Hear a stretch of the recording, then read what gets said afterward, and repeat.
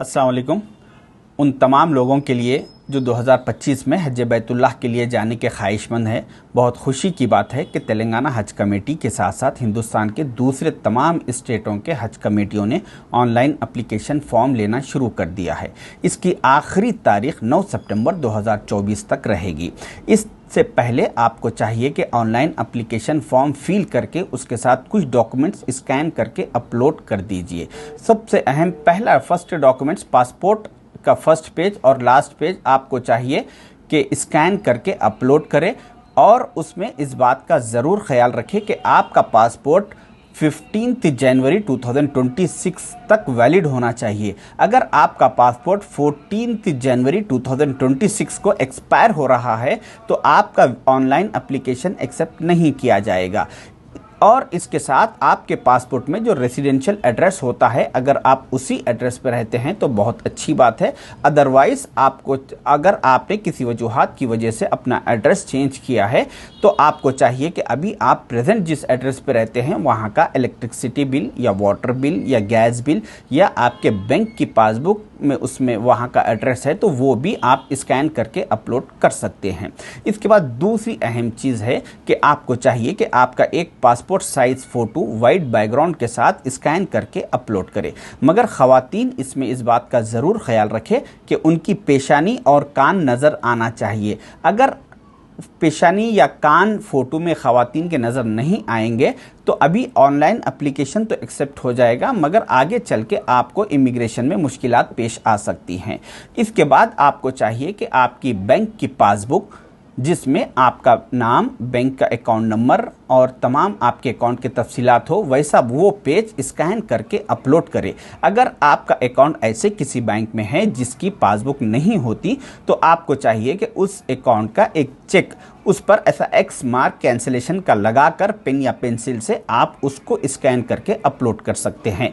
ये इस वजह से कि आपने अगर हज कमेटी को कुछ अमाउंट पे किया है और उसके बाद किसी वजह से अगर आपका प्रोग्राम कैंसिल हुआ तो आपका अमाउंट रिफंड इसी अकाउंट में आएगा। इसके बाद आपको चाहिए कि आपका ब्लड ग्रुप कौन सा है मालूम करें और एप्लीकेशन में मेंशन करें। इसके बाद सबसे आखिरी और अहम चीज़ ये है कि आपकी तरफ से एक नॉमिनी की डिटेल्स एप्लीकेशन में मेंशन करना ज़रूरी है। नॉमिनी यानी एक ऐसा आदमी, एक ऐसा शख्स जो आपके साथ हज के लिए ट्रैवल नहीं कर रहा है, उसका नाम, उसका एड्रेस और उसका मोबाइल नंबर लाजिम एप्लीकेशन में आप मेंशन करें, ताकि आपके किसी वजूहात की वजह से आपके बिहाफ में, आपके ताल्लुक़ से हुकूमत को अगर किसी से बात करने की ज़रूरत पड़ी तो वो शख्स से गवर्नमेंट बात करेगी। तो ये थे तफसीलात, इसके साथ आपका एप्लीकेशन कंप्लीट हो जाएगा। इसके बाद रहा सवाल अहम, जिसकी उम्र 65 साल या उससे ज़्यादा की है, उनके लिए खुरा नहीं होगा, उनके लिए लॉटरी सिस्टम नहीं रहेगा। जिस दिन वो एप्लीकेशन फॉर्म सबमिट करेंगे उसी दिन उनका एप्लीकेशन एक्सेप्ट हो जाएगा, वीज़ा कंफर्म हो जाएगा।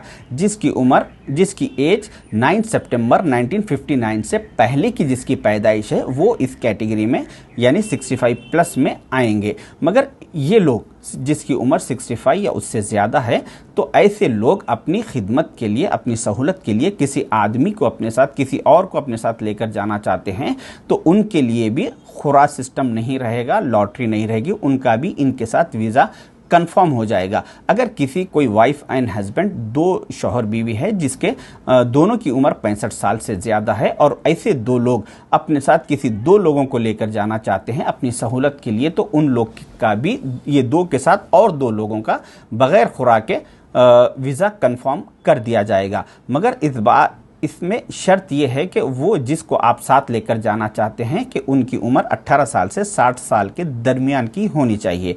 तो ये थे सारे तफसीलात। इसके बाद अगर आप कोई अपने बच्चों को अगर लेकर जाना चाहते हैं जिसकी उम्र 2 साल से कम है, यानी जो बच्चा 10 जुलाई 2023 के बाद की जिसकी पैदाइश है, वैसे बच्चों के लिए सिर्फ 10% अमाउंट लगेगा। यानी अगर आप मिसाल के तौर पे आपका पैकेज 3 लाख रुपए का है तो उस बच्चे के लिए सिर्फ 30,000 रुपये चार्ज होंगे। उस 30,000 रुपये में उसका वीज़ा, टिकट, एकोमोडेशन, हर वो चीज़ उसमें उसी में आ जाएगी। तो आपको सितंबर के तीसरे हफ्ते में लॉटरी निकाली जाएगी, कुरानंदाजी होगी। उसमें जिस किसी के भी नाम मेंशन होंगे आएंगे, उसके बाद 10 दिन के अंदर उनको चाहिए कि 1,30,300 रुपये हज कमेटी में जमा कराना पड़ेगा। तो उसके लिए आप तैयार रहे और आप ये सारी डिटेल्स अगर आप ऑनलाइन अप्लाई कर सकते हैं तो करिए, अदरवाइज़ तेलंगाना हज कमेटी की जानिब से नामपल्ली हज हाउस पर हाजियों की खिदमत के लिए वहाँ पे लोगों को रखा गया है। हज हाउस में ग्राउंड फ्लोर पर वहाँ पे सिस्टम्स और लोग अवेलेबल है। वो लोग फ्री ऑफ कॉस्ट आपके एप्लीकेशंस को फॉर्म से फिल करेंगे और आपके एप्लीकेशन सबमिट करेंगे। तो अगर ये जो हज का प्रोसीजर है जो इतना आसान है, आप इस मैसेज को लोगों तक पहुंचाइए ताकि जो लोग ये समझते हैं कि हज का प्रोसीजर काफ़ी मुश्किलात का है, काफ़ी लंबा प्रोसीजर होगा, उनको जब ये आसान तरीक़ा मालूम होगा तो उसके बाद वो लोग अगर हज का प्रोग्राम बनाएंगे और हज को जाएंगे, आपके ये वीडियो ये मैसेज आगे पहुँचाने के बाद वो लोग सुनने की वजह से तो उनके आप भी इसमें सवाब के हकदार रहेंगे। तो ये थे सारे तफसीलात। आप इस पे www.hajcommittee.gov.in पर इन वेबसाइट पर भी जाके आप ख़ुद भी इसको सबमिट कर सकते हैं। शुक्रिया, अल्लाह हाफिज़।